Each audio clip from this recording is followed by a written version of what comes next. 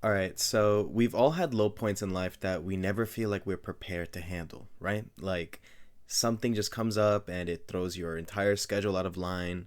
You've never had to deal with this and it just all feels claustrophobic.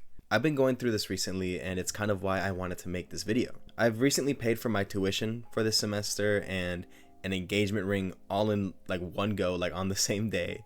And it definitely left me feeling a little bit financially stressed, to say the least. But I've spent these last few days, worrying about money and worrying about how I'll bounce back from this and, how long it'll take, stuff like that. But, like that kind of stuff, it feels embarrassing, when you're in a season of unknown in your life and you don't want to tell anyone. Maybe it's out of embarrassment or feeling like you're wasting your time because they might not understand. So why waste your time, telling them? But truthfully, as I'm going through this season, I'm learning and I'm coming to terms with myself that really it's not that deep. So I've been doing a lot of reading lately. I've been reading the book of Ecclesiastes. Now I'm not going to preach, I'm not going to become preachy. I'm not going to shove religion into this video, but sincerely, like I think there are some books in the Bible that even if you're not religious, there are good teachings and ways of life to live by. There's a reason I feel like why these books have been passed down for so many generations and why it's the most, famous book in the world.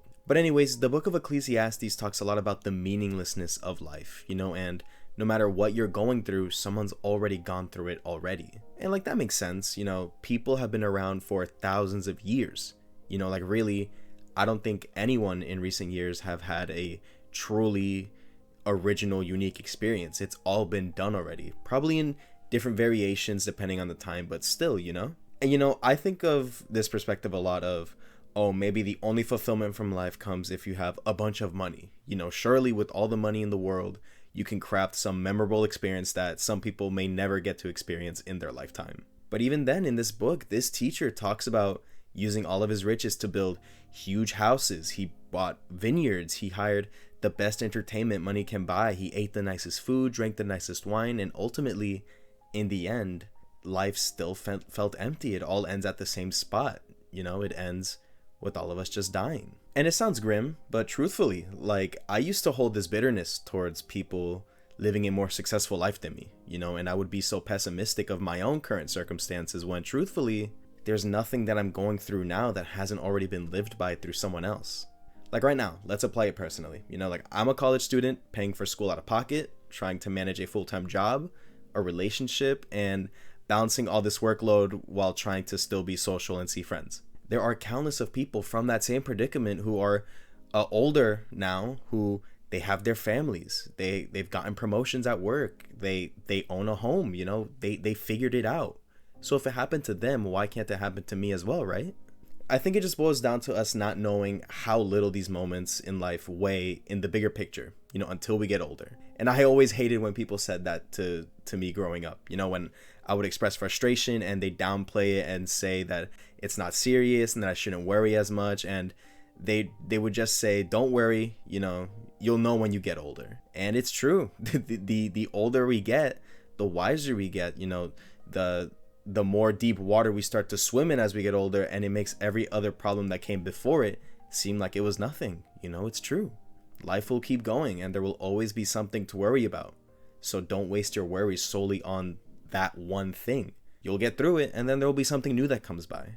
I remember in high school there were weeks where I was going through an issue with a crush or there was drama in the friend group and it would just feel all apocalyptic. And I look back at it now in my current circumstance and I'm just like wow, like I wish I can go through that again 10 times.